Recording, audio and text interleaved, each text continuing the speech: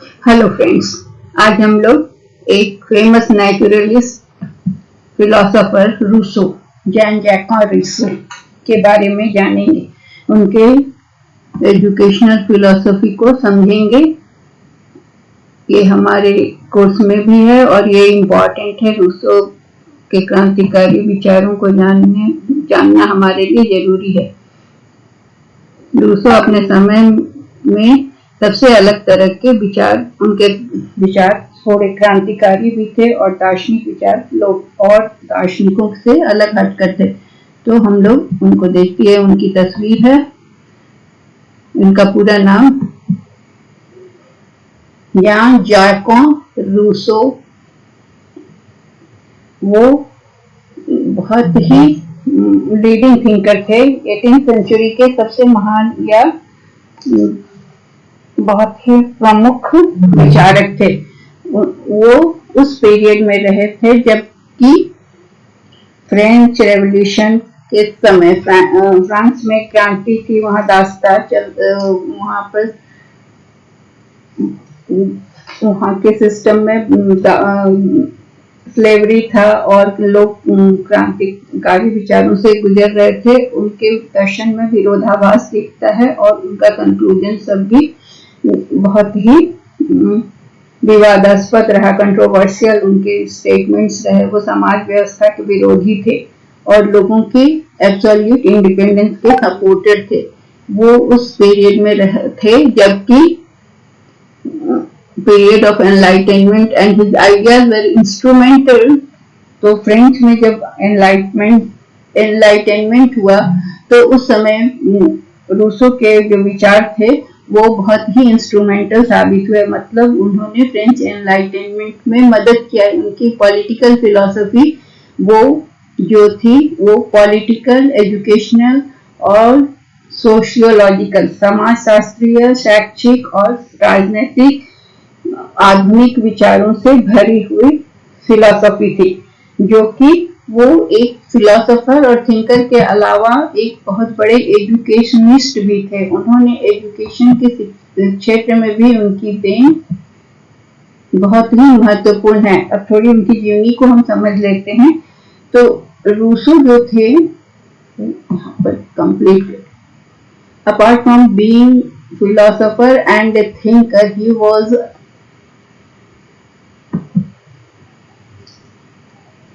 he was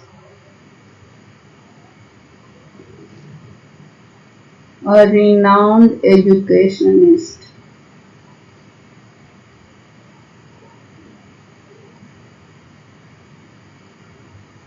और educational philosopher.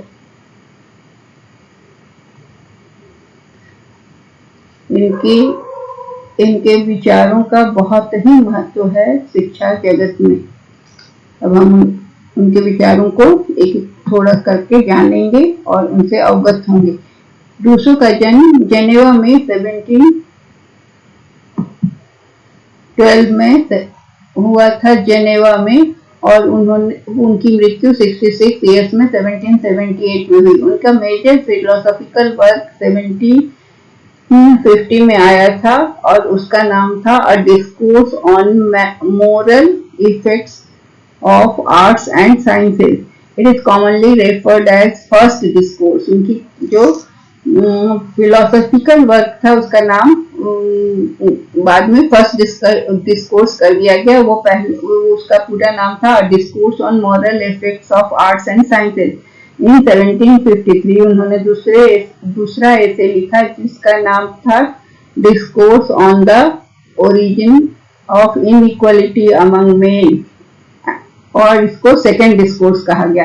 ये आपका इंपॉर्टेंट क्वेश्चन बन रहा है कि फर्स्ट डिस्कोर्स का क्या नाम था। तो फर्स्ट डिस्कोर्स का नाम था a discourse on moral effects of the arts and science, and second discourse वो कब आया था? तो वो 1750 में आया था। सेकेंड डिस्कोर्स कब आया था? 1753 में आया था। और इसका पूरा नाम क्या था? इसका discourse on origin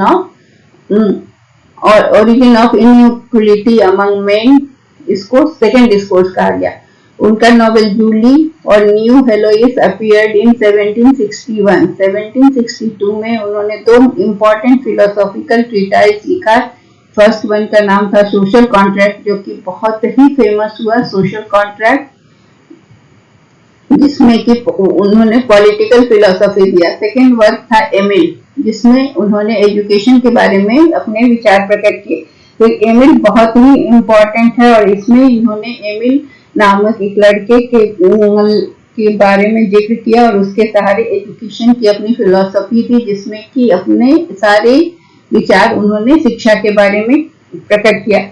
So though these were important works in the history of political philosophy and education, they weren't received well by authorities of Paris। उस समय फ्रांस में रिवॉल्यूशन, फ्रेंच क्रांति का समय था, और उस समय उसको पूरा इनके कार्यों को पूरी तरह से रिकॉग्नाइज नहीं किया गया। उनका फाइनल वर्क जो था रूसो जज ऑफ जीन जैक्वा और रिवरीज ऑफ सॉलिटरी वॉकर, रूसो's ऑटोबायोग्राफी कॉन्फेशंस वो उनके मरने के बाद पब्लिश हुए। लेकिन आज जो हमें डिस्कस करना है वो उनका मेन एमिल के बारे, एमिल में जो उन्होंने शिक्षा के संबंध में अपने विचार दिए।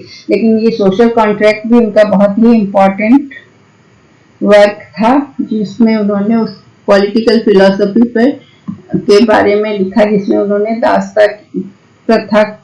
प्रथा के वो विरोधी थे। उस समय जो सामाजिक व्यवस्था थी उसके विरोधी थे, फिर भी वो उस पसंद नहीं करते थे, फिर भी उनका विरोध नहीं कर पाए। अब एमिल के बारे में, जो आज हमें एजुकेशन में उनके फिलोसफी को पढ़ना है, इसलिए एमिल के बारे में जानते हैं। एमिल और एजुकेशन, उसको एमिल के नाम से रेफर किया जाता है। एमिल क्या है?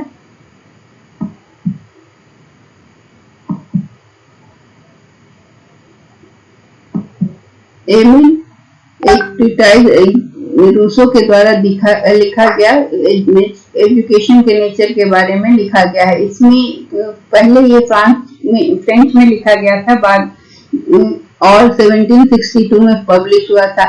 उनके कॉन्फेशंस, रूसो ने इस वर्क को बेस्ट और मोस्ट इम्पोर्टेंट कहा। एमिल जो है वो रूसो के द्वारा खुद भी सबसे इम्पोर्टेंट और बेस्ट राइटिंग के रूप में कहा गया। ये 1762 में पब्लिश हुआ था। ये भी आपके लिए इम्पोर्टेंट क्वेश्चन है। During the period of French revolution, फ्रांसीसी क्रांति के समय एमिल इंस्पिरेशन बन गया था नेशनल एजुकेशन सिस्टम का। उसके आधार पर एजुकेशन सिस्टम को लाया गया था। एमिल क्या था कि पॉलिटिकल और फिलोसॉफिकल दोनों था।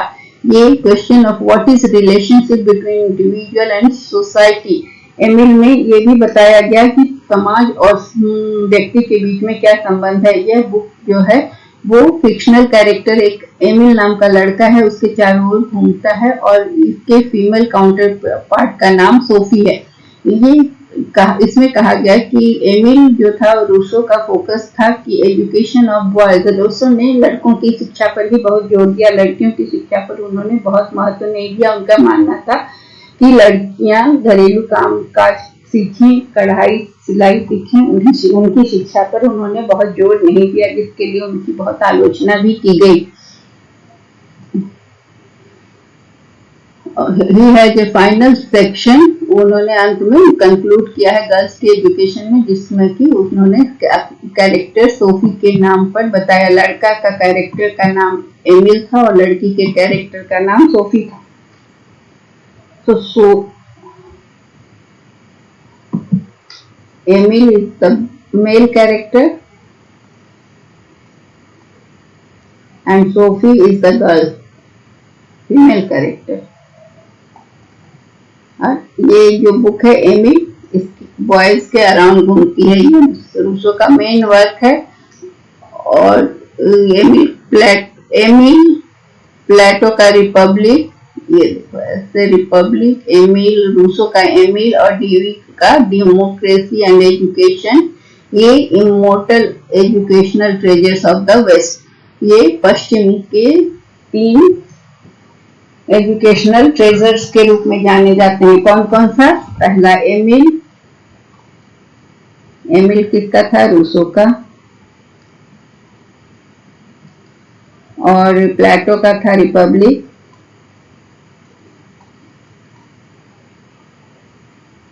और डीवी का डेमोक्रेसी एंड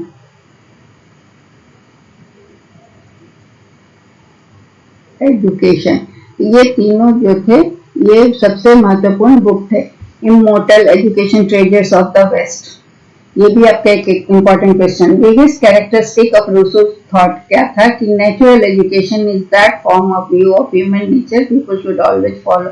उनका कहना था कि मनुष्यों को हमेशा नेचर के, प्रकृति की ओर, ये प्रकृति को लौटने की बात करते थे और प्रकृति से ही जुड़े हुए थे और सिद्धांत शिक्षा को प्रकृति से जोड़कर बोलते थे और कहते थे लोगों को हमेशा प्रकृति के सिद्धांतों को फॉलो करना चाहिए और बच्चे का माइंड और बॉडी का पूरा जो डेवलपमेंट विकास होता है वो एजुकेशन में फ्री, मतलब नेचर में के करीब जाने से और फ्री छोड़ने से होता है। उनका कहना था कि रूसो का जो नेचुरल एजुकेशन था, प्राकृतिक शिक्षा, वो थॉट कैन बी रिफ्लेक्टेड, वो 4 एस्पेक्ट था। पहला educational purpose, educational process, educational principles and educational method. Rousseau का कहना था कि अल्टीमेट गोल क्या है शिक्षा का? शिक्षा का अल्टीमेट गोल है नेचुरल पर्सन बनाना, एक प्राकृतिक व्यक्ति के रूप में तैयार करना। In the process of education Rousseau का कहना था कि डिफरेंट कैरेक्टरिस्टिक्स डेवलप होता है जब आदमी को प्रकृति के संसर्ग में या संपर्क में छोड़ा जाता है। एजुकेशन को उन्होंने 4 स्टेजेस में बांटा, 4 स्टेजेस में बांटकर एज वाइज उम्र के हिसाब से उन्होंने शिक्षा को 4 स्टेजेस में बांटा और उन डिफरेंट कैरेक्टरिस्टिक्स जो बच्चों के होते हैं हर स्टेज में, उनके अभिरुचि के हिसाब से उनका कहना था कि एज और उनके बच्चों की अभिरुचि के अनुसार शिक्षा उनको मिलनी चाहिए। क्योंकि फर्स्ट स्टेज में जो उन्होंने 2 साल तक की उम्र को बताया, इस उम्र में रूसो का कहना था कि अटेंशन केवल बच्चों के शारीरिक विकास की ओर देना चाहिए, बच्चे के फिजिकल डेवलपमेंट में। उसमें क्या है कि फिजिकल एजुकेशन और नेचुरल और हेल्थी डेवलपमेंट हो ये। फिर सेकेंड एज का चाइल्डहुड का उन्होंने 2 साल से 12 साल की उम्र को बताया। इस पीरियड में उन्होंने कहा कि बच्चों को सेंसरी और given sensory and sensory education, sense organs के बारे में छूकर देखकर ये सारे ज्ञान प्राप्त हो, ऐसी चीजें सिखानी चाहिए। The level of intellectual development जो होता है इस एज ग्रुप में वो अभी इतना पर्याप्त नहीं होता कि उनको एब्स्ट्रैक्ट कॉन्सेप्ट समझ सके, इसलिए जो चीजें सामने दिख रही जिसे छूकर देखकर महसूस करके वो सीख रहे हैं वही उनको सिखाना चाहिए। और एब्स्ट्रैक्ट अमूर्त चीजें और रैशनल थिंकिंग अभी इनको नहीं डेवलप होता इस एज में, इसलिए फिजिकल एक्टिविटी और लैंग्वेज स्किल इस पीरियड में बहुत तेजी से डेवलप होता है। तो इसलिए बच्चों के लिए यह आवश्यक है या यह फायदेमंद है कि उनको different degree of sensory education दिया जाए। इसके लिए उन्होंने गेम्स, म्यूजिक और चिल्ड्रन एक्टिविटी अकॉर्डिंग टू छूकर, टैक्टाइल, विजुअल देखकर, ऑडिटरी सुनकर, इस तरह से उनका फीलिंग्स के डेवलपमेंट को करके सेंस ऑर्गन्स के जरिए शिक्षा देने की बात कही। 2 से 12 साल के बच्चों को उनको मतलब कॉन्क्रीट एजुकेशन देने के लिए, अमूर्त शिक्षा नहीं मूर्त शिक्षा, जिसे वो देख सकें, सुन सकें और महसूस कर सकें।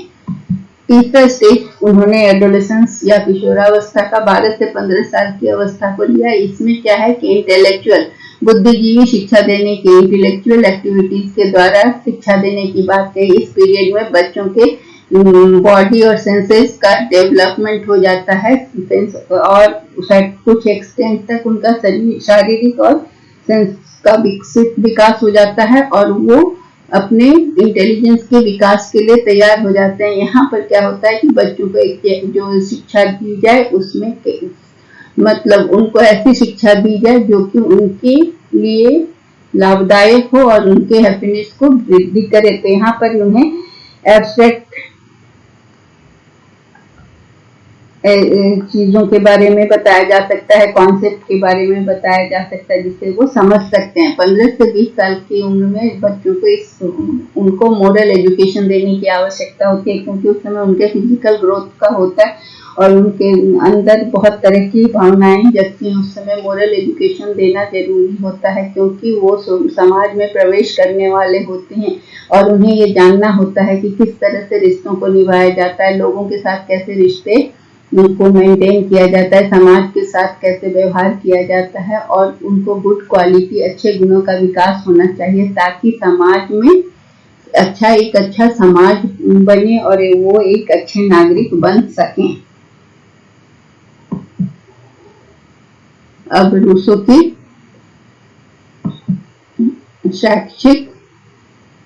रूसो के शैक्षिक दर्शन को हम जानेंगे। रूसो ने एजुकेशनल फिलोसफी के सिद्धांत बताए, उनकी किस बुक में है हमने जाना, एमिल, जिसमें कि उन्होंने अपने शिक्षा के सिद्धांतों को डिटेल में बताया। तो उनके 3 सिद्धांत हैं। पहला है प्रिंसिपल ऑफ नेगेटिव एजुकेशन, ये बहुत ही इम्पोर्टेंट है। नकारात्मक शिक्षा पर उन्होंने बहुत जोर दिया। ये क्या होता है, इसे हम अभी देखेंगे। मेथड्स ऑफ टीचिंग, किस मेथड से बच्चों को पढ़ाया जाए और शिक्षा का क्या उद्देश्य है, इन 3 चीजों को हम देखेंगे, जिससे कि रूसो के शैक्षिक दर्शन को हम पूरी तरह समझ पाए। प्रिंसिपल ऑफ नेगेटिव एजुकेशन, ये रूसो का सबसे महत्वपूर्ण एस्पेक्ट है, या उनके शिक्षा दर्शन का बहुत ही महत्वपूर्ण एस्पेक्ट है। नेगेटिव एजुकेशन जो है वो one of the key educational principle put forward by Rousseau. उन्होंने कहा कि फॉर्मल एजुकेशन सिस्टम, जिसमें बच्चों को स्कूल भेजा जाता है, जो समाज में प्रचलित है, उसका उन्होंने जमकर उनकी निंदा की। उनका कहना था कि फॉर्मल एजुकेशन जो है वो बच्चों के स्वभाव के विपरीत है, उनके नेचर के विपरीत है। As the opening lines of Emile में पहले ही शुरुआत में ही उन्होंने लिखा है कि that everything is good at the hands of author of nature but it degenerates in the hands of man. उनका कहना है कि सब कुछ जो करता है या जो सृष्टि का निर्माता है उसके हाथ में, भगवान के हाथ में। गॉड जब मनुष्य को बनाकर भेजता है, तो जब तक मनुष्य गॉड के हाथ में रहता है तब तक सब कुछ अच्छा होता है, लेकिन जब वो मनुष्य के हाथ में चला जाता है तो वो बिगड़ना शुरू हो जाता है, खराब होना शुरू हो जाता है। It is the society that makes a child bad. उनका कहना है कि बच्चा जन्मजात बुरा नहीं होता, ये समाज ही उसे बुरा बनाता है। And negative education was recommended as remedy to protect children from the evils of society. इसलिए उनका कहना था कि बच्चों को नेचर में फ्री छोड़ देना चाहिए और बच्चे नेचर से खुद ब खुद सीखेंगे, वो नेचर के संपर्क में जाएंगे। जो चीज उन्हें मतलब अगर वो कांटा छूते हैं तो कांटा उन्हें चुभेगा, तो वो फिर खुद सीख जाएंगे कि उसको नहीं छूना है, उससे तकलीफ होती है। आपके पास जाएंगे, हाथ जलेगा, तो वो अपने सीखेंगे। उनको ये बताना नहीं है, उनका कहना था कि उनको ये नहीं बताना है कि आपको मत छुओ या कांटे को मत छुओ, चुभ जाएगा। वो कहते हैं कि बच्चों को फ्री छोड़ो और बच्चे नेचर से सीखेंगे, खुद ब खुद सीखेंगे, उन चीजों को छुएंगे जिससे उनको तकलीफ होगी, फिर उससे वो बचेंगे। तो इसे ही नेगेटिव एजुकेशन कहा गया है रूसो के सिद्धांत में। नेगेटिव एजुकेशन बच्चे को ये सच और ट्रूथ एंड वर्च्यू सिखाता नहीं है, बल्कि वो क्या करता है कि बच्चों का माइंड को बचाता है या उनको एरर करने से रोकता है। जैसे वो एक बार आपके पास गर्म लगा तो फिर वो खुद ब खुद नहीं जाएंगे, तो वो बुरी चीजों से खुद ब खुद बच जाएंगे। तो नेगेटिव एजुकेशन रूसो का कहना था कि बच्चों को मोरल वैल्यू सिखाने का जरूरत नहीं है जब तक वो उसको समझने के लायक नहीं बने। इसलिए नेगेटिव एजुकेशन में उनका कहना था कि जो नकारात्मक या नेगेटिव एजुकेशन है वो बच्चे को रोकता है, एविल्स ऑफ लाइफ, जीवन की बुराइयों से बचाता है। Then injecting values from he does not understand. इसलिए उसको समझाना और सिखाना, जैसे छोटे बच्चों को आप बार बार रोकते हैं वो वही चीज करता है।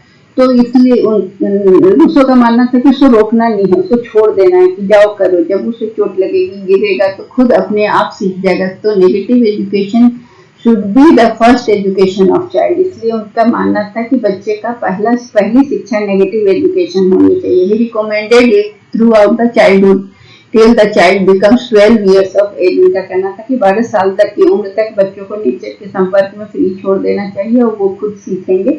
और नेगेटिव एजुकेशन बच्चों को जो नहीं सिखाता, मॉरल वैल्यूज नहीं सिखाता, बल्कि क्या होता है उनको बचाता है। मतलब वो अगर किसी चीज से चोट लग रही तो उसके पास जाएंगे नहीं, वो अपने आप उनको वाइसेस से बचाएगा। It does not teach truth, it protects from error. उनको सिखाएगा नहीं कि सच्चाई क्या है, लेकिन गलती ना हो इससे बचाता है। Such an approach will make the child choose the path of truth when he comes age to understand it. Here are the major characteristics of negative education। Negative education की कुछ विशेषताएं हैं जिसे हम देखते हैं। पहला क्या है कि ये नेगेटिव एजुकेशन जो है बच्चे को नेचर में फ्रीली मूव करने के लिए अलाउ करता है। क्या होता है कि बच्चे को छोड़ दीजिए, वो खुद मूव करता है, तो वो क्या होता है कि अपने सेंसरी ऑर्गन को परफेक्ट कर लेता है, क्योंकि सेंसेस उसको रोकते हैं, संभालते हैं, बचाते हैं। Senses according to Rousseau are the primary means of acquiring knowledge, क्योंकि वो छू कर देख कर नॉलेज ज्ञान करता है। तो जो चीज चूकती है उसके बारे में पता चलता है कि इससे बचना है। कोई चीज अच्छी लगती है तो तक जाता है। तो ये क्या है कि ये सेंसेस से सीखता है। Children will keep away from all forms of formal education. उनका कहना है कि बच्चों को हर तरह के फॉर्मल एजुकेशन स्कूल भेजकर पढ़ने से रोकना चाहिए। Child should learn and develop himself. उनको प्रकृति गोद में सीखने के लिए छोड़ना चाहिए। जब तक वो 12 वर्ष का नहीं होता है तब तक उसे कोई फॉर्मल ट्यूटर या स्कूल में नहीं भेजना चाहिए। रूसो का कहना था कि time power of losing time rather than power of saving time during childhood. उनका कहना था कि बचपन में समय को बर्बाद करना सिखाना चाहिए, बस समय बचाना या नहीं सिखाना चाहिए। नेगेटिव एजुकेशन है ना, तो ये children will be encourage to lose their time by engaging various kinds of physical activities. तो इससे क्या होगा कि बच्चे बहुत तरह की फिजिकल एक्टिविटीज में एंगेज होकर अपने समय को बर्बाद करेंगे और उससे सीखेंगे समय का महत्व।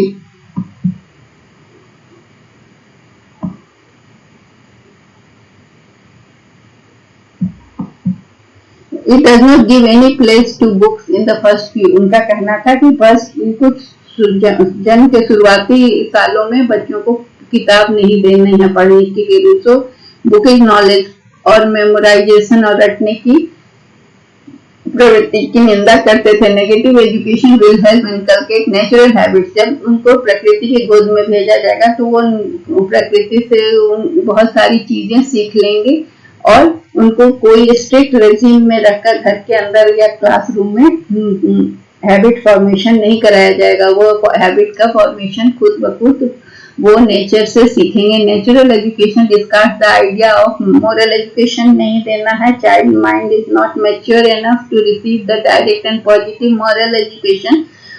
जो मतलब छोटे बच्चे 12 साल तक के बच्चों का माइंड इतना डेवलप नहीं होता कि उनको सिखाया जा सके। Child should be taught morality through natural consequences of his own actions. वो अपने एक्शन से ही उसको मतलब किसी एक्शन से उसको अगर तकलीफ होती है तो वो अपने सीखेगा मॉरलिटी, और उसके बाद वो उसको सिखाने की जरूरत नहीं है बोलकर। Negative education is based on direct observation. वो खुद ऑब्जर्व करके, एक्सपीरियंस करके और खुद करके सीखेगा। तो जो वो खुद करके सीखेगा तो उससे जो उसको एजुकेशन मिलेगा। कोई ट्रेडिशनल मेथड ऑफ टीचिंग नहीं नेगेटिव एजुकेशन में होती है। बच्चा खुद ब खुद सीखता है। ये इम्पोर्टेंस देता है बच्चे की इंडिविजुअलिटी को। हर बच्चा जो है अपने लेवल से, अपने हिसाब से सीखता है और उसके सीखने की तरीके को महत्व देता है। कि एजुकेशन बच्चे के इंटरेस्ट पर निर्भर होना चाहिए, न कि कॉमन पैटर्न और कॉमन सिलेबस जो सबके लिए बना है उसके हिसाब से। अब रूसो ने टीचिंग मेथड्स में क्या क्या बताया। जैसे कि टीचिंग मेथड में फॉर्मल एजुकेशन तो पहले उन्होंने रिजेक्ट किया। फिर क्योंकि वो बिलीव करते थे रूसो कि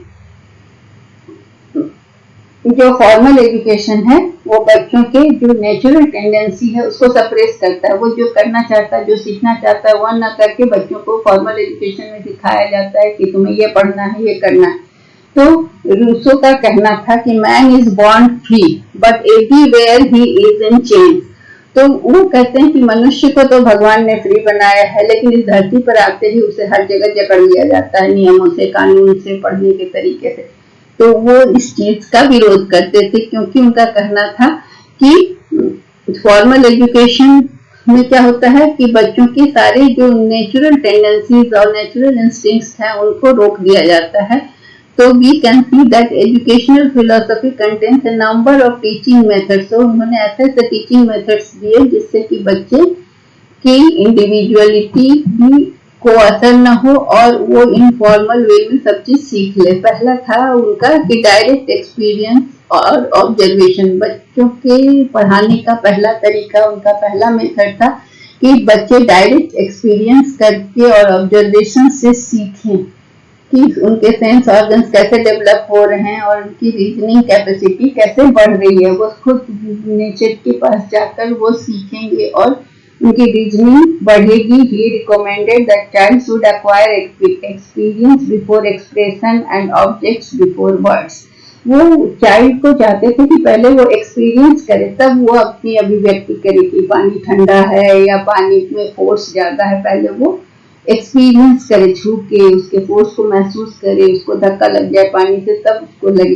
फिर दूसरा है कि वो ऑब्जेक्ट्स को देखे पहले, तब उसको पत्थर को देखे तब वो वर्ड सीखे कि ये पत्थर है।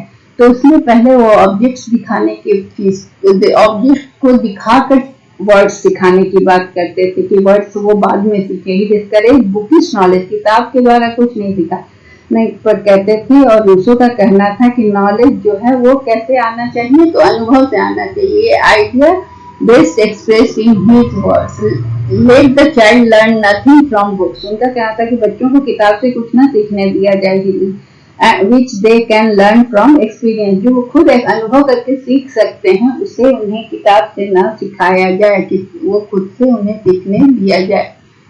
उसके बाद उन्होंने दूसरा मेथड बताया, लर्निंग बाय डूइंग।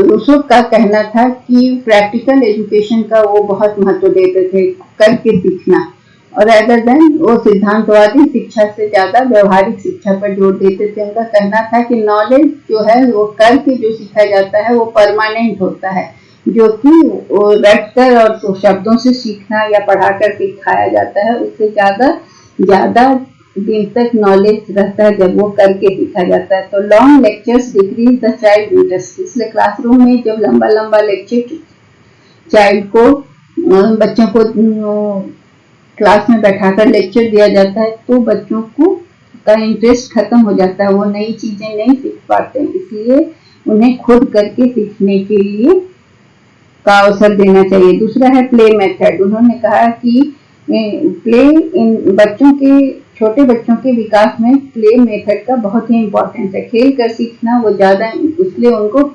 फ्रीली खेलने के लिए छोड़ा जाए ताकि उनके फिजिकल और अधिगम या ज्ञान का वृद्धि हो सके।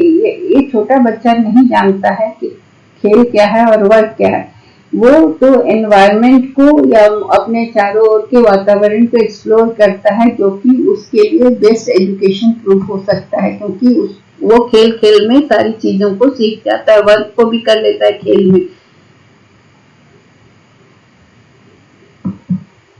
ह्यूरिस्टिक मेथड, इसमें क्या है कि बच्चे को रिसर्चर और डिस्कवरर बनाता है, इसमें खोज करने के लिए। इसमें क्या है कि बच्चों में इंटरेस्ट पैदा करता है कि वो नई चीजों को खोजें और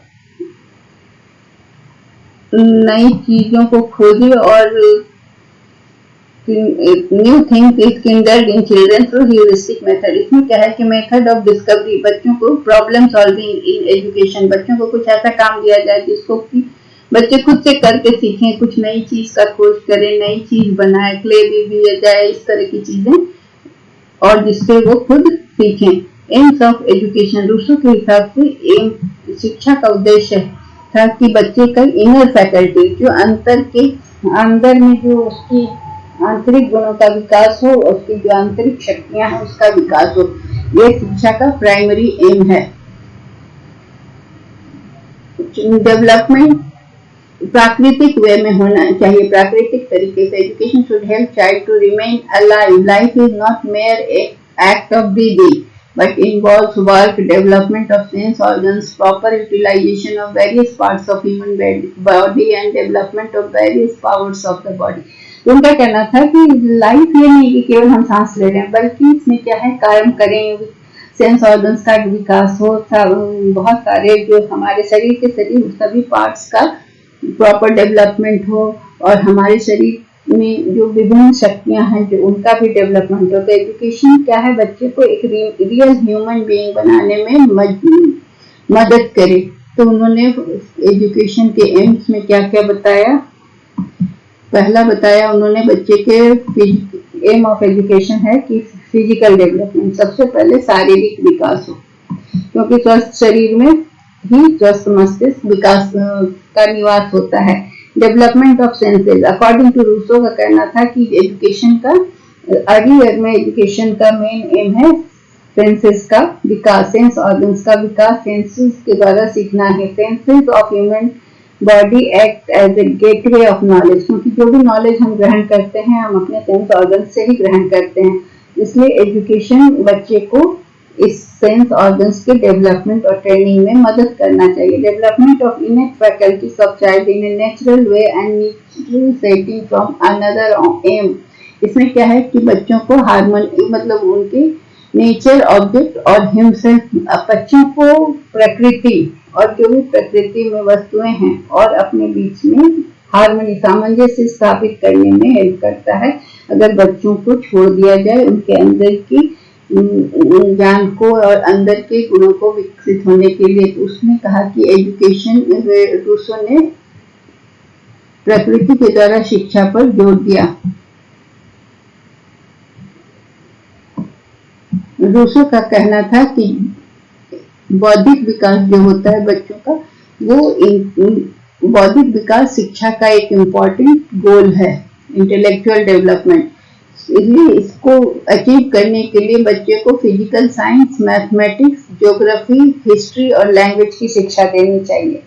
ठीक है, सब्जेक्ट का उन्होंने क्या क्या नाम बताया, physical science, mathematics, geography, history and language. Education should ultimately prepare a child to face life and earn for his living. शिक्षा का अंतिम उद्देश्य बच्चों को जिंदगी का सामना करने और अपने जीविकोपार्जन के लिए तैयार करना होता है। तो teaching him mechanical art, trade, manual labour भी शिक्षा का एम है।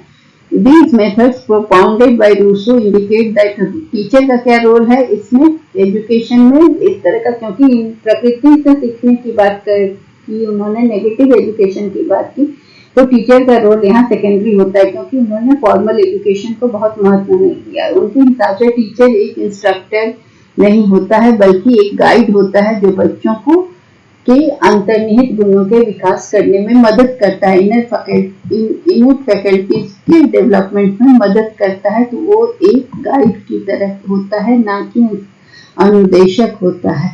तो गाइड बच्चों के इनर फैकल्टीज के डेवलपमेंट में मदद करता है। फिर उन्होंने करिकुलम बताया, इन्फेंसी में क्या करिकुलम होगा और चाइल्डहुड में हर करिकुलम। इन्फेंसी नो, कोई करिकुलम नहीं, ओनली फिजिकल डेवलपमेंट, बच्चों को केवल फिजिकल डेवलपमेंट।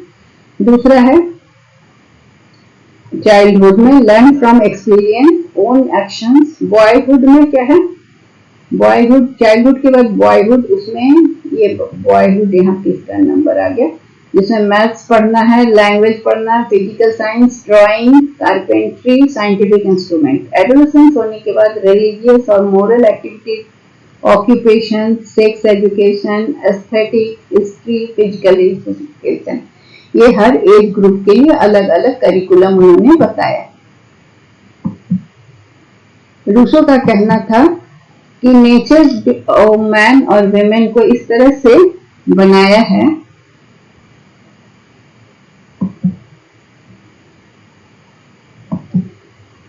कि जब इन लोगों, मैन और वुमेन को पढ़ाना है, तो वो वुमेन की शिक्षा के लिए बहुत ही हिमायती नहीं थे। उन्होंने वुमेन की रोल को लिमिट कर दिया और कहा कि वुमेन को एजुकेशन जो होना चाहिए केवल मैन के एजुकेशन से डिफरेंट होना चाहिए। उनका मानना था कि वुमेन को खाली मैन को प्लीज करना है, Women education should include domestic work, housekeeping, सिलाई, कढ़ाई, embroidery, lace making, house decorating, physical education, religious and morality. उनका कहना था कि the one should be active and strong and the other passive and weak. Active and strong किसके लिए कहा? Mail के लिए। और फीमेल के लिए क्या कहा कि उन्हें वीक और पैसिव होना है। It is necessary that one have the power and will. किसको पावर हो और विल हो? मेल को। It is enough that other should have little resistance. और फीमेल को रेजिस्ट भी नहीं करना है। तो ये लॉ ऑफ नेचर में उनको कहना था कि women is made to please men and to be subjected and therefore ought to make herself pleasing to men। उनका कहना था कि women केवल मनुष्य पुरुषों को प्लीज करने के लिए बनी है। ये इसकी बहुत आलोचना हुई और बहुत लंबे समय तक उन्होंने ये विचार से रूसो की बहुत आलोचना हुई, क्योंकि वो women को दास्ता की ओर ले जाने की बात करते थे। तो इसलिए विमेन एजुकेशन के लिए उन्होंने बहुत कुछ नहीं बोला। ये सारा विवरण उनके सोफी में दिया हुआ है। और डिसिप्लिन के बारे में कहना था उनका कि child is permitted to follow the natural instinct and feelings. Freedom क्या है? उनका कहना था कि डिसिप्लिन में बच्चों को फ्रीडम देने के पक्ष में थे। इसलिए ट्यूटर को कहा गया कि वो डिसिप्लिन थोपेगा नहीं, केवल गाइड करेगा। Who manipulates the environment in such way to बच्चे को फ्री रेस्पॉन्स, फ्री ग्रो करने का मौका दे। डिसिप्लिन थोपना नहीं था, बच्चों को फ्रीडम देना था ताकि उनका डेवलपमेंट हो सके। So that's all about Rousseau's thought, educational thought. उनका सारा थॉट तो अच्छा था, लेकिन विमेन के बारे में उनका थॉट जो था वो बहुत उन्हें क्रिटिसाइज उनका हुआ। विमेन के बारे में वो थोड़ा कंजर्वेटिव थे। तो रूसो के थॉट में सबसे ज्यादा इम्पोर्टेंट है नेगेटिव एजुकेशन, और उन्होंने बच्चों की स्वतंत्रता पर पहली बार बल दिया जो पहले की शिक्षा में नहीं था। सो that's all for today. Thank you.